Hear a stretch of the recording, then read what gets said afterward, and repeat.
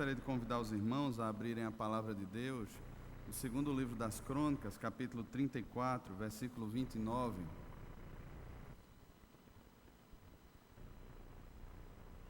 Nós vamos ler até o versículo 19 do capítulo 35, segundo livro das Crônicas, capítulo 34, a partir do versículo 29 até o versículo 19 do capítulo 35.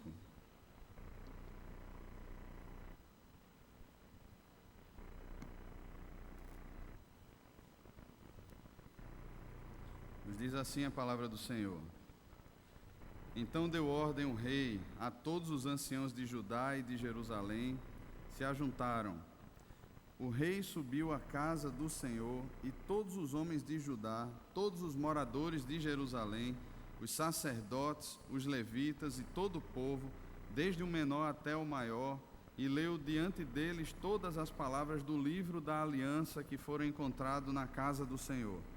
O rei se pôs no lugar ou no seu lugar e fez aliança ante o Senhor para o seguirem, guardarem os seus mandamentos, os seus testemunhos e os seus estatutos, de todo o coração e de toda a alma, cumprindo as palavras desta aliança que estavam escritas naquele livro. Todos os que se acharam em Jerusalém e em Benjamim anuíram a esta aliança, e os habitantes de Jerusalém fizeram segundo a aliança de Deus, o Deus de seus pais. Josias tirou todas as abominações de todas as terras que eram dos filhos de Israel, e a todos quantos se acharam em Israel, os obrigou a que servissem ao Senhor, seu Deus. Enquanto ele viveu, não se desviaram de seguir o Senhor, Deus de seus pais. Josias celebrou a Páscoa ao Senhor em Jerusalém, e mataram o cordeiro da Páscoa no 14º dia do primeiro mês. Estabeleceu os sacerdotes nos seus cargos e os animou a servirem na casa do Senhor. Disse aos levitas que ensinavam a todo Israel e estavam consagrados ao Senhor: ponde a arca sagrada na casa que edificou Salomão, filho de Davi, rei de Israel. Já não tereis esta carga aos ombros. Servi, pois, ao Senhor vosso Deus e ao seu povo de Israel. Preparai-vos segundo as vossas famílias, segundo os vossos turnos, segundo a prescrição de Davi, rei de Israel, e a de Salomão, seu filho. Ministrai no santuário segundo os grupos das famílias de vossos irmãos, os filhos do povo, e haja para cada grupo uma parte das famílias dos levitas. Imolai o cordeiro da Páscoa, e santificai-vos, e preparai-o para os vossos irmãos, fazendo segundo a palavra do Senhor dada por intermédio de Moisés. Ofereceu Josias a todo o povo cordeiros e cabritos do rebanho, todos para os sacrifícios da Páscoa, em número de 30.000 por todos que se achavam ali, e de bois 3.000. Tudo isto era da fazenda do rei.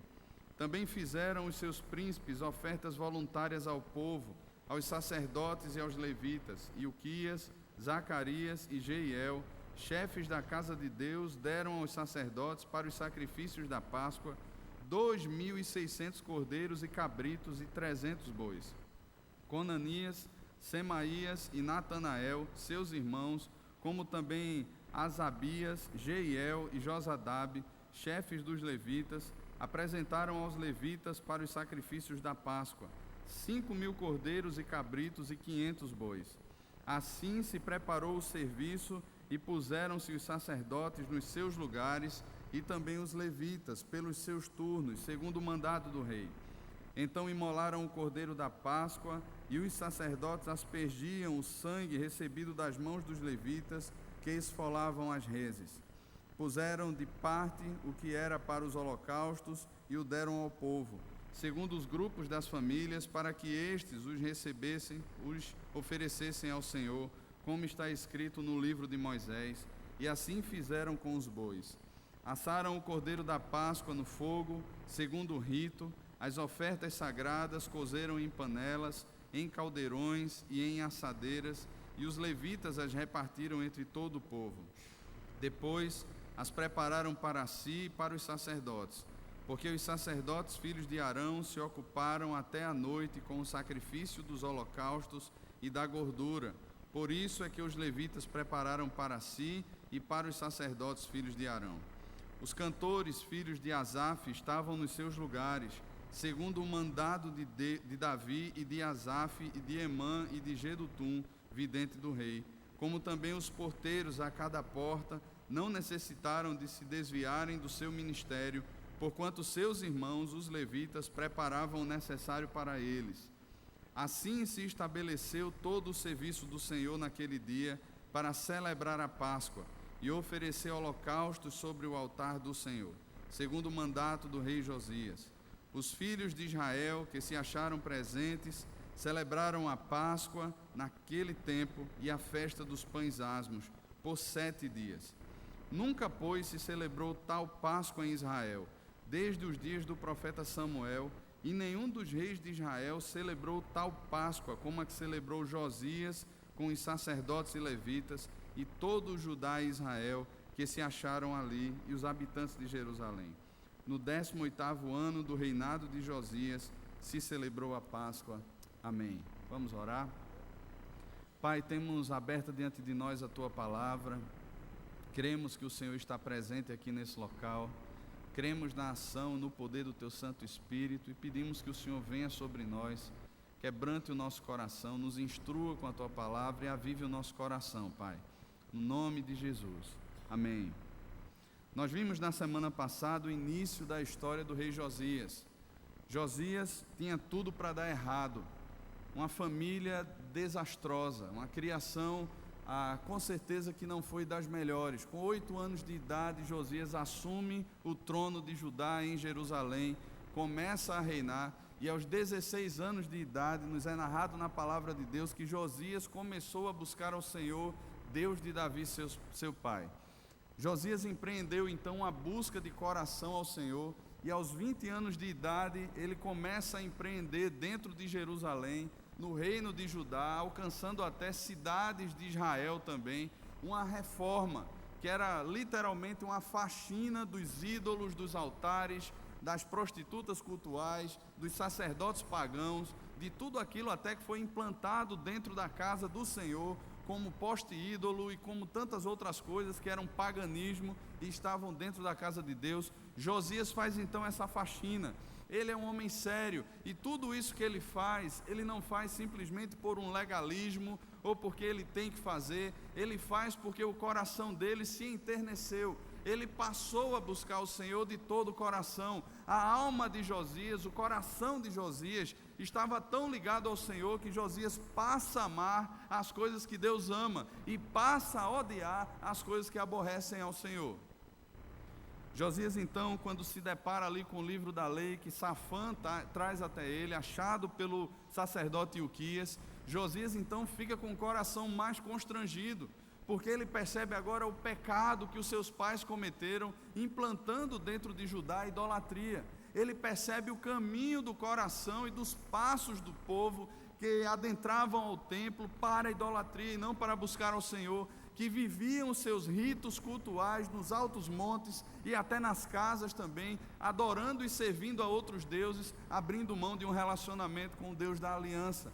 Josias então, ele se queda diante de Deus, rasga as suas vestes, se humilha diante do Senhor, clamando pela misericórdia de Deus, e envia então alguns servos seus, até uma profetisa chamada Uda, para que ouvisse então da parte dela a palavra do Senhor. A palavra que Uda traz até Josias, por meio dos seus servos, é que Deus não retiraria a ira de cima do seu povo. Deus puniria sim o seu povo. Entretanto, porque o coração de Josias se enterneceu, porque como fruto desse enamorar do coração pelo Senhor, desse amor pelo Senhor, ele se humilhou, rasgou as suas vestes, chorou, buscou ao Senhor. Deus também ouviu a sua oração e Deus não daria a Josias o que estava para vir sobre o povo. Após esse episódio, então, Josias reúne todo o povo, reúne todos aqueles que estavam em Jerusalém, ele sobe à casa do Senhor e ele passa então, o versículo 31 nos diz isso, a fazer a aliança diante do Senhor. E nessa aliança que ele faz diante do Senhor, não é uma aliança nova. Entretanto, Josias, ele relembra aqui as alianças que já foram feitas pelo Senhor. Deus é um Deus que se revela de forma progressiva na história, A história não é bipartida ou tripartida, ela não é dividida em estágios, mas ela é uma história linear, a história da salvação. Deus se revela na primeira aliança feita com Adão, a aliança da criação. Deus depois se revela a Noé por meio da aliança da preservação. Ele se revela a Moisés com a aliança da lei. Ele se revela depois a Davi com a aliança real e principalmente a maior de todas as alianças, a que é formada em Cristo. Nenhuma aliança anula outra aliança. Entretanto, em Cristo Jesus, todas aquelas alianças que apontam para a aliança maior, a aliança feita em Cristo, ela compreende todas as outras alianças. E é diante desse Deus, e é na lembrança das alianças que já haviam sido feitas, que Josias se coloca então diante de Deus. Ele sabe que o que consiste, se nós pudéssemos fazer uma síntese das alianças, é: Deus será o seu Deus e vocês serão o povo de Deus, propriedade exclusiva do Senhor. De modo que ele está relembrando ali diante do povo, que aquele povo não é um povo órfão, que aquele povo não é um povo perdido, aquele povo não é um povo sem um Deus que cuide de fato deles, que olhe de fato por eles, mas aquele povo tem um Deus que está aliançado com eles, que deseja-os para si e que os trará para si, mesmo em meio à disciplina do cativeiro babilônico. Josias traz isso à mente, ele entra em aliança com o Senhor. Entretanto, a parte de Deus na aliança, a fidelidade de Deus na aliança, é algo que nós cremos de todo o coração, e Josias cria de todo o coração. Mas precisava que o povo também se comprometesse com o Senhor, que o povo começasse a desenvolver ali as suas responsabilidades no que diz respeito à caminhada com Deus. E aí, quando nós lemos o versículo 31, ele entra em aliança com o Senhor para o seguirem. Seguir ao Senhor e ao Senhor somente significa que não há lugar para outros ídolos. Não há lugar. Não há outra perspectiva de satisfação. Não há outra perspectiva de conforto, de segurança e principalmente de redenção.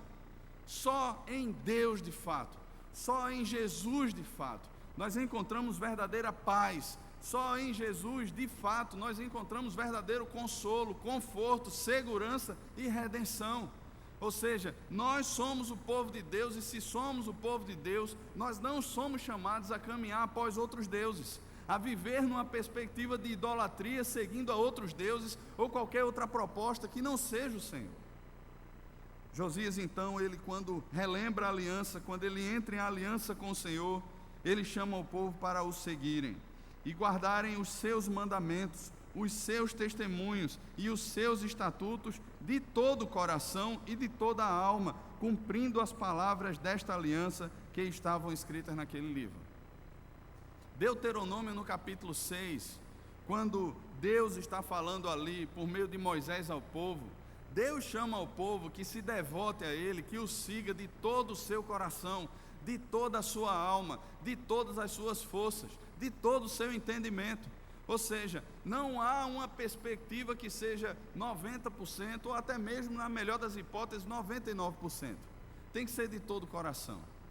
Sexta-feira nós estávamos falando aqui sobre Efésios 5:18, reencontro da temporada, do acampamento de carnaval, e nós estávamos pensando na perspectiva que Paulo coloca ali.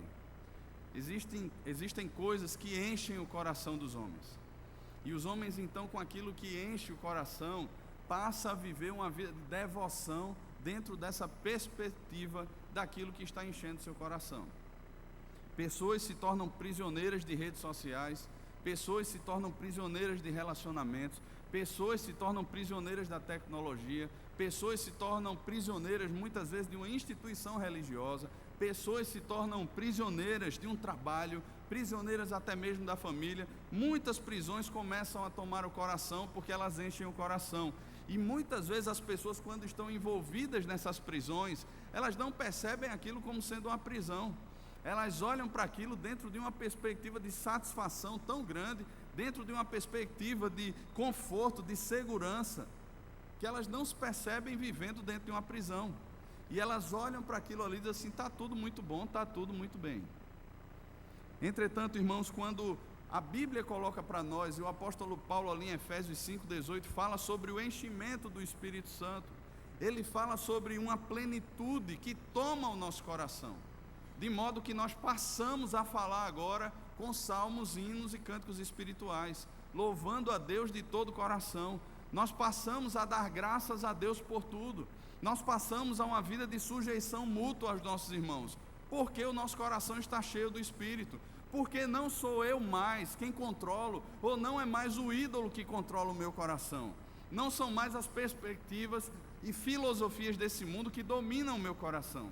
Entretanto, é o Senhor quem enche o meu coração, é Ele que domina sobre mim, é Ele quem reina sobre mim. Por isso agora eu me submeto à sua vontade.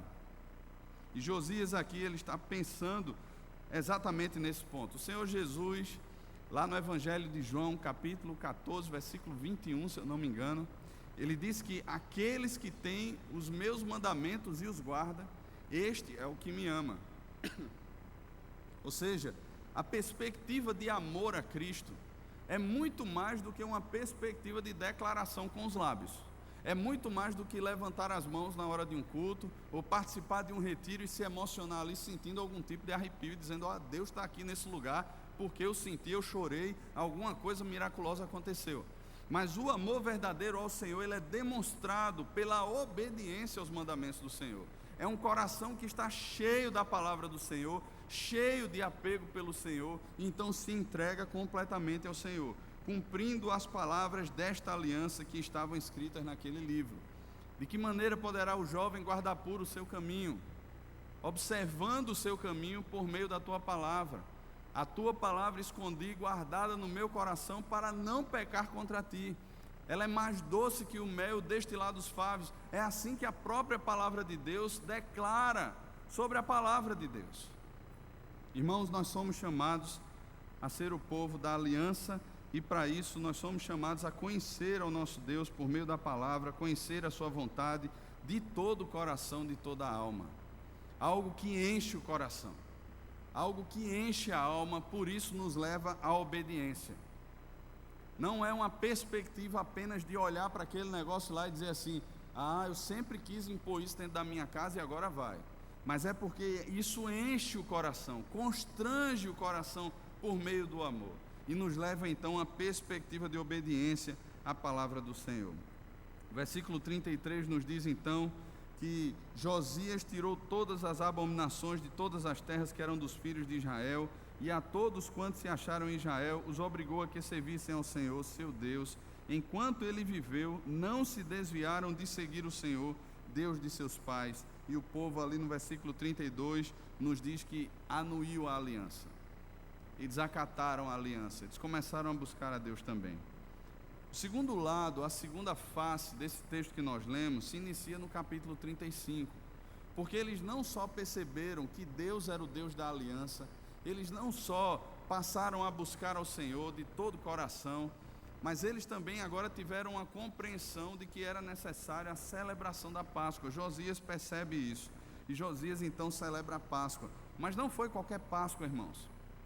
O que o relato aqui da Bíblia nos diz no versículo 18 é que nunca, pois, se celebrou tal Páscoa em Israel desde os dias do profeta Samuel, e nenhum dos reis de Israel celebrou tal Páscoa como a que celebrou Josias, com os sacerdotes e levitas e todo o Judá e Israel que se acharam ali, e os habitantes de Jerusalém.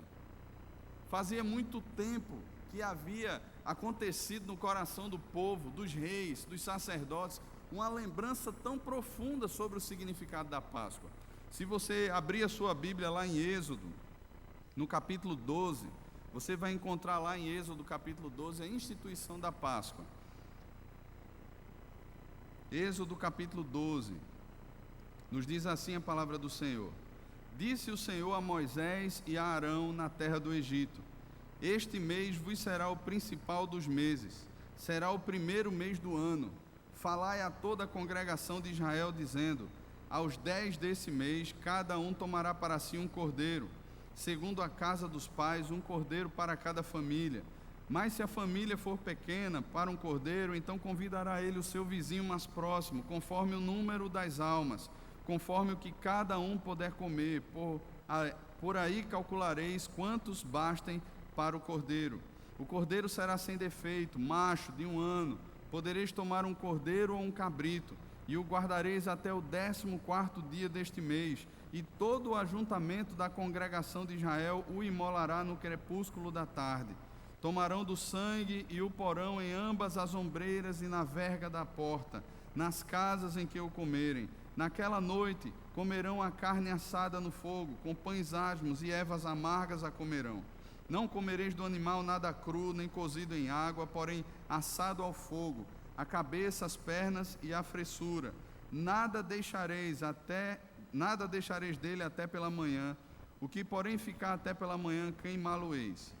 Desta maneira o comereis: lombos cingidos, sandálias nos pés e cajado na mão, comê-lo-eis à pressa. É a Páscoa do Senhor.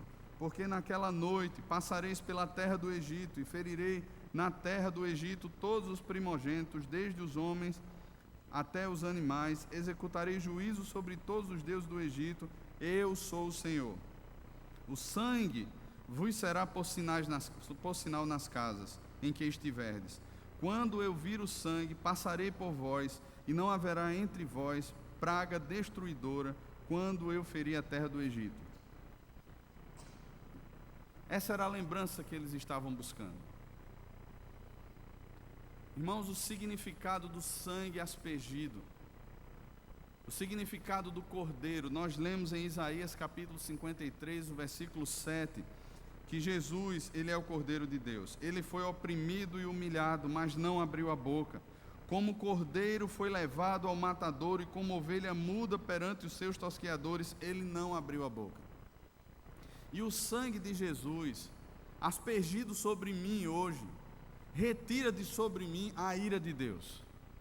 Deus estava apontando ali, lá naquele sacrifício, ainda no Egito, sobre o sangue aspergido na porta, nos umbrais da porta, algo que era como sombra para aquele povo, que apontava para uma redenção futura. Aquele cordeiro perfeito e sem defeito, que era sacrificado ali, aquele cordeiro que era entregue ali, onde eles deveriam participar daquele momento, daquela cerimônia, prontos para a saída. É exatamente, irmãos, a postura que nós devemos estar hoje. É isso que Josias estava relembrando ao povo. A Páscoa não aponta apenas para o sacrifício, mas aponta para a realidade da nossa identidade em Cristo. Nós somos peregrinos e forasteiros aqui nessa terra. John Stott chega a dizer que nós devemos ter uma bagagem muito leve, porque nós não sabemos o tempo nem a hora que Deus vai nos chamar para uma outra caminhada. E quanto mais peso, quanto mais coisas nós atrelamos da nossa bagagem, mais difícil é nos desvencilhar delas. Nós somos o povo peregrino na terra. Deus tem nos chamado a uma cidade santa. Deus tem nos chamado a uma cidade celestial. Deus tem nos preparado lugar. Jesus mesmo falou sobre isso. Eu vou preparar lugar para vocês. Nós somos um povo, irmãos, que tem uma esperança que não se limita aqui a esses dias. A nossa esperança em Cristo é muito maior do que qualquer perspectiva existencial. O sangue na porta, o sangue sobre a nossa vida hoje, nos garante essa certeza. Nós somos povo da aliança, nós fazemos parte dessa aliança de Deus, nós estamos voltando para casa. Jesus naquela cruz pagou o preço do nosso resgate. Ele derramou o seu sangue por nós. Quando Deus estava ali olhando o seu filho naquela cruz, quando Jesus olha para os céus ali naquele momento e diz: Deus meu, por que me desamparaste? Eu creio que naquele momento Deus estava enxergando na face do seu Filho santo, unigênito, amado, a minha face. Era a minha face que Deus estava enxergando ali. E Deus pune o meu pecado em Cristo. Ele mói Cristo ali pelo meu pecado, fazendo-o enfermar. De modo que hoje, quando Deus olha para mim, Ele não contempla simplesmente a minha face. Ele não olha para mim com a ira, com vontade de me punir, justamente por causa do meu pecado, mas Ele enxerga em mim a face do seu Filho. Ele enxerga em mim o sacrifício de Cristo. E isso, irmãos, arredunda em glória no meu coração, porque não é por mim, ou não foi por mim, por minhas forças, ou numa tentativa de justificação pessoal, mas foi única e exclusivamente pelos decretos dEle, pela vontade dEle, pela eleição soberana, pelo chamado eficaz, por essa graça que é irresistível, pelo sacrifício bendito e por essa caminhada que é garantida nele e não pela força do meu braço. Irmãos, nós hoje nos assentaremos à mesa do Senhor. Para o judeu, essa festa chamada Páscoa, ela ainda é celebrada uma vez por ano. Eles lembram daquele sacrifício. Entretanto, para nós, a Páscoa é celebrada todas as vezes que nós nos sentamos à mesa do Senhor. É nesse momento aqui que nós celebramos a verdadeira ressurreição. É quando nós tomamos o cálice que nós lembramos do sangue. É por isso que ela é considerada um memorial. É por isso que o Senhor Jesus, Ele faz, ou Ele inicia esse momento de ceia, exatamente com os seus discípulos, quando preparavam a Páscoa.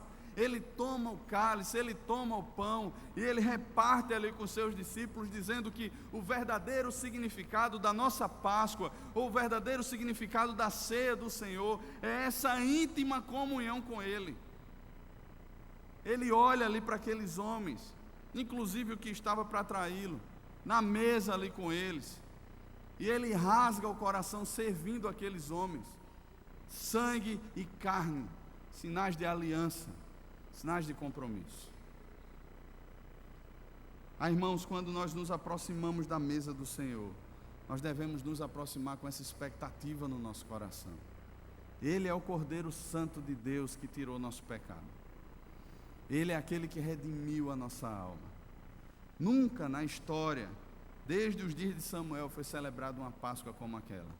Os levitas estavam servindo, os sacerdotes estavam servindo, os porteiros estavam servindo, o povo estava entrando naquele local para celebrar o Senhor, para buscar o Senhor.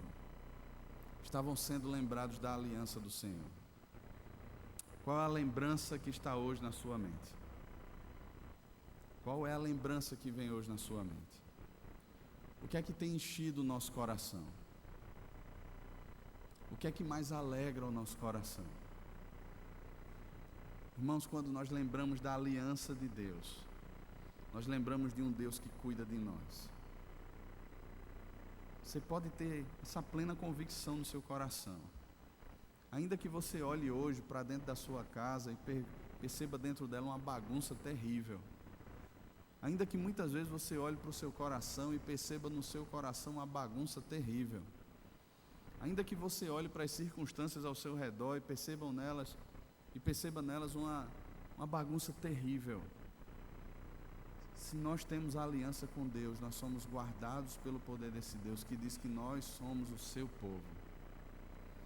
Mas acima de tudo, o sangue de Cristo, a participação na ceia, essa expectativa por aquele Cristo que vem e nos serve como anfitrião nesse momento aqui, relembrando para nós tudo aquilo que Ele fez naquela cruz, relembrando no meu coração o sacrifício dEle, ou ao meu coração o sacrifício dEle. Deus provou na cruz o seu grande amor por mim. Ali Ele me alcançou, ali Ele me perdoou, ali Ele me redimiu, ali Ele me selou com o seu Espírito, dizendo: você é meu, e ninguém pode arrebatar você das minhas mãos.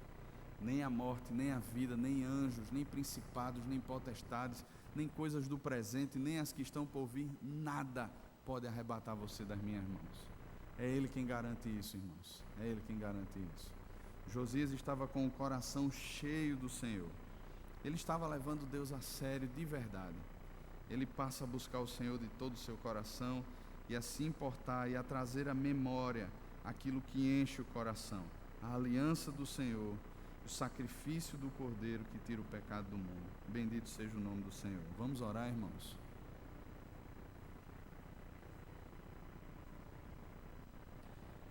Senhor, nós louvamos o Teu nome, Pai, porque Tu és o Deus da aliança, Senhor. Senhor, obrigado porque o Senhor, quando jurou, jurou por si mesmo. Obrigado, Pai, porque cada aliança, ela foi cumprida pelo Senhor. Entretanto, há um chamado para nós na Tua palavra, Pai, a guardarmos no nosso coração os Teus mandamentos, os Teus testemunhos, os Teus estatutos, a Tua palavra, Senhor. A seguirmos somente ao Senhor de todo o coração, de toda a nossa alma, de todo o entendimento. Deus, nós lembramos também aqui, Pai, por meio da Tua palavra, o sacrifício do Cordeiro, o significado da Páscoa, Senhor, e hoje participaremos aqui da tua mesa, Pai. Por isso, Senhor, encha o nosso coração, muito mais, Senhor, do que a lembrança do pecado, que a gente possa confessar de fato e deixar. Se há inimizades, que a gente possa buscar reconciliação, mas acima de tudo, encha o nosso coração com essa lembrança bendita do sacrifício do teu Filho na cruz, do sangue derramado no nosso lugar, do perdão, da graça, da reconciliação com o nosso Deus e Pai, por meio do Senhor Jesus. Deus, encha o nosso coração, Pai, porque isso é um presente maravilhoso, é um privilégio tremendo, Pai, que jamais poderia ser alcançado por nós. E é por isso que Josias faz questão de celebrar a Páscoa, porque ela aponta para um sacrifício santo e perfeito, que é o sacrifício do teu Filho. Por isso, Pai, encha o nosso coração com a tua presença, Deus, e nos leve todos os dias, Pai, a glorificarmos o teu nome, não apenas com os lábios, Pai, mas quer comendo, bebendo ou fazendo qualquer outra coisa. Aviva o nosso coração, Pai, no nome de Jesus. Amém. Deus abençoe.